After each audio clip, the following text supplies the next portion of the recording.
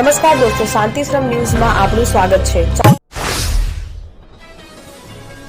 બનાસકાંઠા જિલ્લામાં આગામી ચોમાસાની ઋતુ પૂર્વેની તૈયારીઓની સમીક્ષા બેઠક કલેક્ટર મિહિર પટેલના અધ્યક્ષસ્થાને યોજાઈ હતી। કલેક્ટર કચેરીના સભાખંડમાં યોજાયેલી આ બેઠકમાં કલેક્ટરે તમામ વિભાગના અધિકારીઓને ઝીરો કેઝ્યુઆલિટીના અભિગમ સાથે પોતાની જવાબદારી નિભાવવા સૂચના આપી હતી।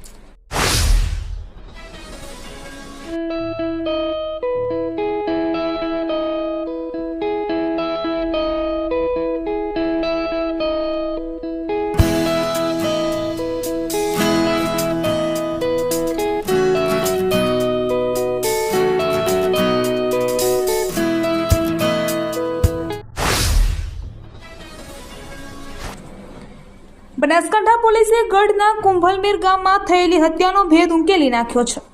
પોલીસે ગણતરીના કલાકોમાં જ મૃતક મહિલા પોંદરીબેન જોનાભાઈના પતિ જોનારામ ઉદાસી પરમારની રાજસ્થાનથી ધરપકડ કરી છે। પોંદરીબેનની હત્યાનો આરોપ તેમના પતિ પર છે।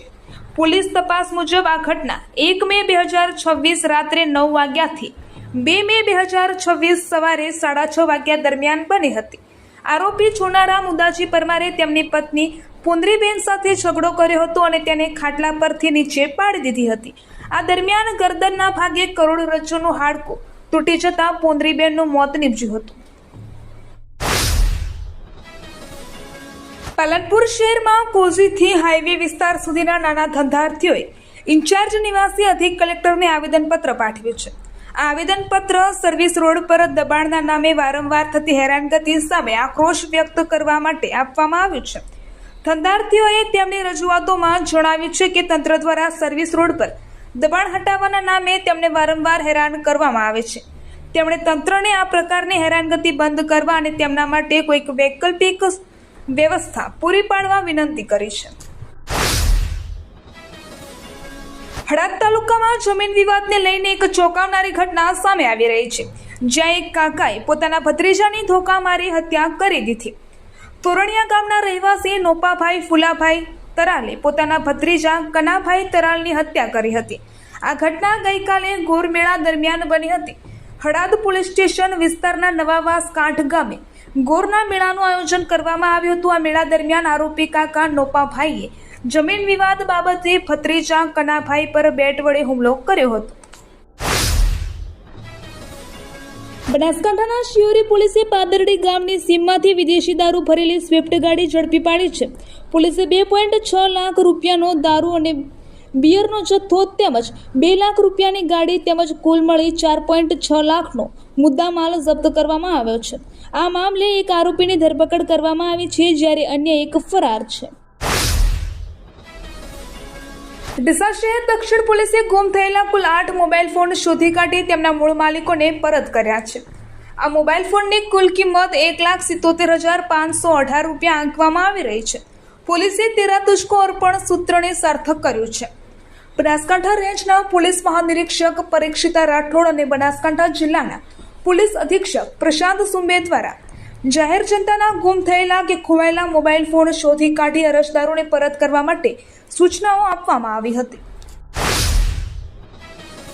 Simco Sunlight Paints, Simco Sunlight Paints કવિન સાફ્ટર મશીનથી કલર બનાવનાર નવીન ઘરને સુશોભિત કરવા એકવાર અવશ્ય મુલાકાત લો। Simco Sunlight Paints, Simco Sunlight Paints. વાવસુઈ ગામ અને થરાદના સરહદી તાલુકાઓમાં નર્મદાની માઇનોર અને ડિસ્ટ્રિક્ટ કેનાલોમાં પિયત માટેનું પાણી બંધ કરવામાં આવ્યું છે। આ નિર્ણયથી ખેડૂતોમાં ભારે ચિંતા વ્યાપે છે, કારણ કે ઉનાળુ સિઝનના અંતિમ તબક્કામાં ઉભેલો પાક પાણીના અભાવે મૂરઝાઈ રહ્યો છે। ખેડૂતોએ તંત્ર સમક્ષ ઓછામાં ઓછું 15 મે સુધી પાણી ચાલુ રાખવાની માંગ કરી છે। ભાભર ખાતે આવેલી જલારામ ગૌશાળામાં ગૌમાતાને રાષ્ટ્રમાતાનો દરજ્જો આપવા અંગે એક મહત્વપૂર્ણ બેઠક યોજાઈ હતી। આ બેઠકમાં ભાભર શહેર અને તાલુકાના 55 ગામોના ગૌભક્તો ઉપસ્થિત રહ્યા હતા। ગૌ આહ્વાન અભિયાન અંતર્ગત આયોજિત આ બેઠકનો મુખ્ય હેતુ સરકારને પ્રાર્થનાપત્ર સુપરત કરવાનો હતો। આ નિર્ણય અનુસાર આગામી 7 મે 2026ના રોજ ગૌયાત્રાનું આયોજન કરવામાં આવ્યું છે।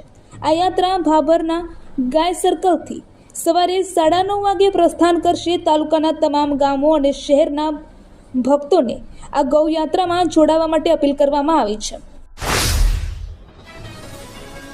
બનાસકાંઠા જિલ્લાના ડીસા શહેરમાં લાયન્સ હોલ સામેના અત્યંત વ્યસ્ત માર્ગ પર રાત્રિના સમયે એક નવી મહિન્દ્રા ઠાર ગાડીમાં અચાનક આગ લાગી હતી.